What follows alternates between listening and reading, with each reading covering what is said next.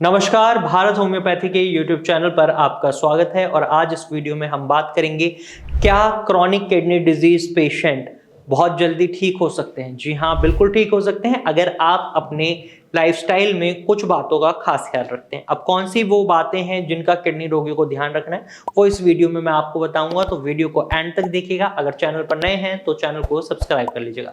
सबसे पहले किडनी रोगी को अपने आहार में बदलाव करना है। नमक की मात्रा का सेवन बहुत सीमित मात्रा में करना है, क्योंकि ये उनके ब्लड प्रेशर को बढ़ा सकता है। प्रोटीन की मात्रा का सेवन बहुत सीमित मात्रा में करना है, क्योंकि अधिक प्रोटीन का सेवन उनकी किडनी पर बोझ डाल सकता है। अगर वो नॉनवेज डाइट खा रहे हैं, दूध पी रहे हैं या प्रोटीन रिच फूड खा रहे हैं, तो इसकी वजह से क्रिएटिनिन बनने की चांसेस ज्यादा हो जाते हैं, मात्रा बढ़ जाती है क्रिएटिनिन की और किडनी का वर्कलोड बढ़ जाता है। तो आपको इस फैक्टर पर भी काम करना चाहिए। साथ ही साथ आपको high potassium rich food, high phosphorus rich food से दूरी बनाकर रखनी है। जैसे आप केला, टमाटर, सूखे मेवे जैसे जो भी फ्रूट्स हैं या वेजिटेबल्स हैं, इन्हें नहीं खाना है, क्योंकि इनके अंदर पोटेशियम की मात्रा बहुत ज़्यादा होती है। और जब क्रॉनिक किडनी डिजीज का patient high potassium rich food खाता है, तो इससे उनके हार्ट पर बहुत ज़्यादा दबाव पड़ता है और उनको कार्डियक अरेस्ट आने के चांसेस बढ़ जाते हैं। इसलिए आपको हाई पोटेशियम रिच फूड्स नहीं खाने, जैसे पालक, मेथी, बथुआ।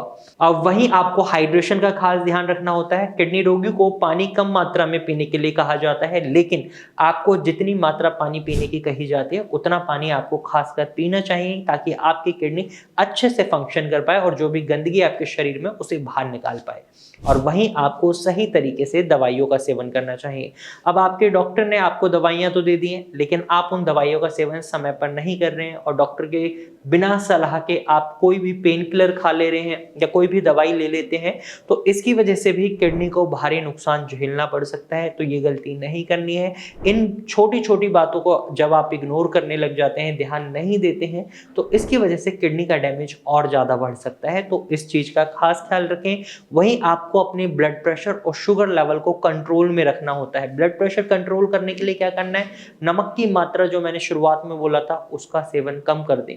अब नमक डाइट से बिल्कुल हटा पाना बहुत मुश्किल हो जाता है, तो ऐसे में आप सेंधा नमक का इस्तेमाल कर सकते हैं और उसे भी सीमित मात्रा में ही इस्तेमाल करना है। शुगर कंट्रोल करने के लिए आपको मेनली जो भी मीठी चीजें हैं उनसे दूरी बनानी है। जो नेचुरल आपके फ्रूट होते हैं जिनमें नेचुरल शुगर होता है, उसे आप ले सकते हैं, लेकिन उसे भी सीमित मात्रा में लें। और नियमित रूप से आपको अपने ब्लड प्रेशर और शुगर लेवल की जांच करते रहना चाहिए, ताकि आप अपने डॉक्टर को सही सिचुएशन बताएं और वो उसके अकॉर्डिंगली आपके जीवन शैली में जो भी बदलाव है वो बता पाएं।